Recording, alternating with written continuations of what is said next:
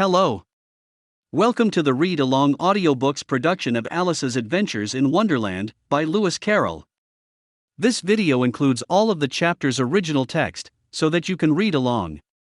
Please remember to subscribe with the notification bell turned on, so you will be notified whenever we post a new audiobook. Thank you. Alice's Adventures in Wonderland by Lewis Carroll. Chapter 11. Who Stole the Tarts? The King and Queen of Hearts were seated on their throne when they arrived, with a great crowd assembled about them, all sorts of little birds and beasts, as well as the whole pack of cards. The knave was standing before them in chains, with a soldier on each side to guard him, and near the king was the white rabbit, with a trumpet in one hand, and a scroll of parchment in the other. In the very middle of the court was a table, with a large dish of tarts upon it. They looked so good that it made Alice quite hungry to look at them. I wish they'd get the trial done, she thought, and hand round the refreshments. But there seemed to be no chance of this, so she began looking at everything about her, to pass away the time. Alice had never been in a court of justice before, but she had read about them in books, and she was quite pleased to find that she knew the name of nearly everything there. "That's the judge," she said to herself, because of his great wig. The judge, by the way, was the king, and as he wore his crown over the wig, look at the frontispiece if you want to see how he did it, he did not look at all comfortable, and it was certainly not becoming. And that's the jury box, thought Alice, and those 12 creatures. She was obliged to say creatures, you see, because some of them were animals, and some were birds. I suppose they are the jurors. She said this last word 2 or 3 times over to herself, being rather proud of it, for she thought, and rightly too, that very few little girls of her age knew the meaning of it at all. However, jurymen would have done just as well. The 12 jurors were all writing very busily on slates. "What are they doing?" Alice whispered to the Griffin.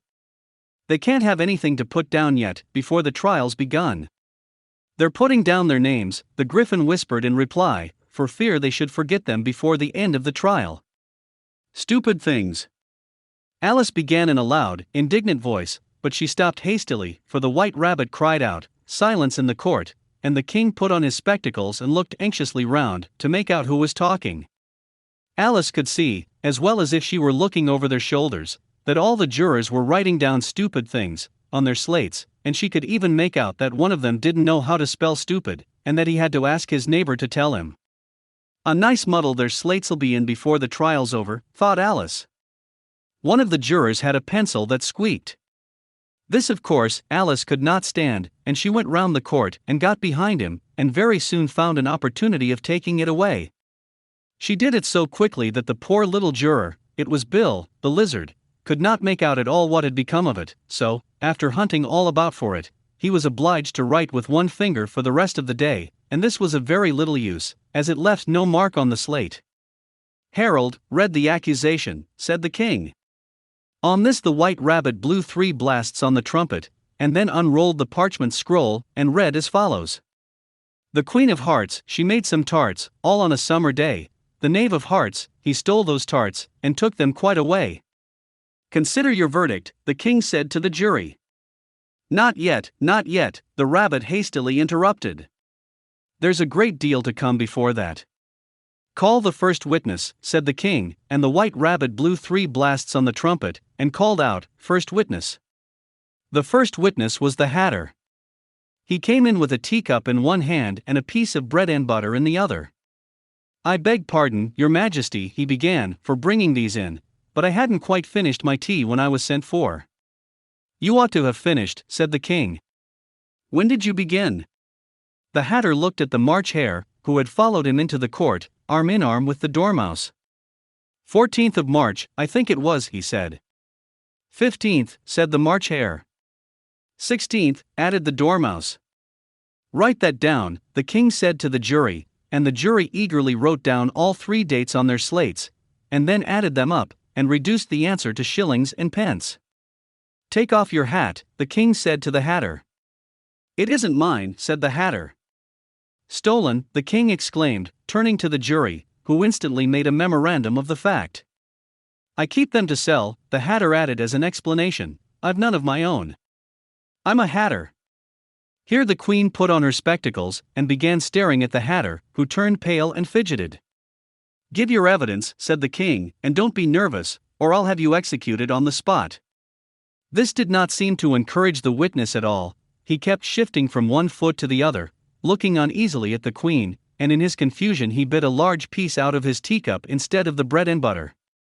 Just at this moment Alice felt a very curious sensation, which puzzled her a good deal until she made out what it was. She was beginning to grow larger again, and she thought at first she would get up and leave the court, but on second thought she decided to remain where she was as long as there was room for her. I wish you wouldn't squeeze so, said the Dormouse, who was sitting next to her. I can hardly breathe. I can't help it, said Alice very meekly, I'm growing. You've no right to grow here, said the Dormouse. Don't talk nonsense, said Alice more boldly, you know you're growing too.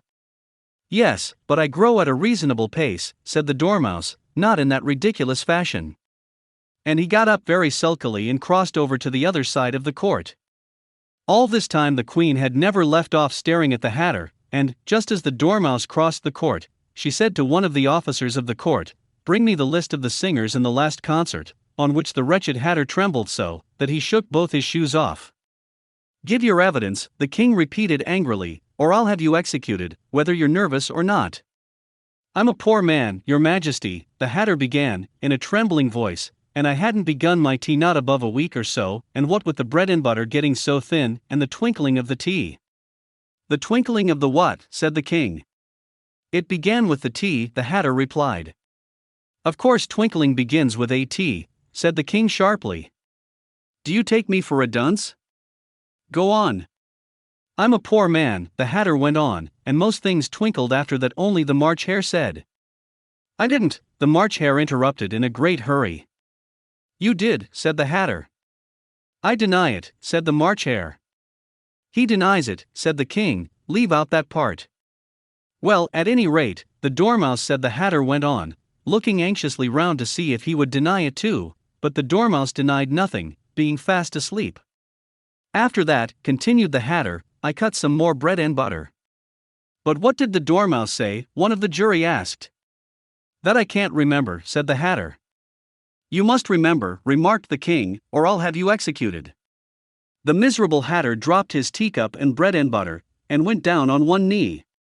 I'm a poor man, your majesty, he began. You're a very poor speaker, said the king.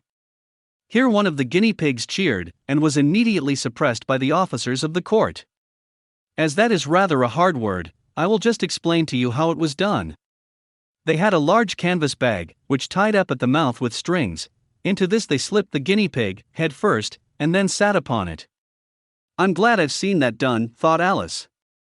I've so often read in the newspapers, at the end of trials, there was some attempts at applause, which was immediately suppressed by the officers of the court, and I never understood what it meant till now. If that's all you know about it, you may stand down, continued the king. I can't go no lower, said the Hatter, I'm on the floor, as it is. Then you may sit down, the king replied. Here the other guinea pig cheered, and was suppressed. Come, that finished the guinea pigs, thought Alice. Now we shall get on better. I'd rather finish my tea, said the Hatter, with an anxious look at the queen, who was reading the list of singers. You may go, said the king, and the Hatter hurriedly left the court, without even waiting to put his shoes on. And just take his head off outside, the queen added to one of the officers, but the Hatter was out of sight before the officer could get to the door. Call the next witness, said the king. The next witness was the Duchess's cook. She carried the pepper box in her hand, and Alice guessed who it was, even before she got into the court, by the way the people near the door began sneezing all at once.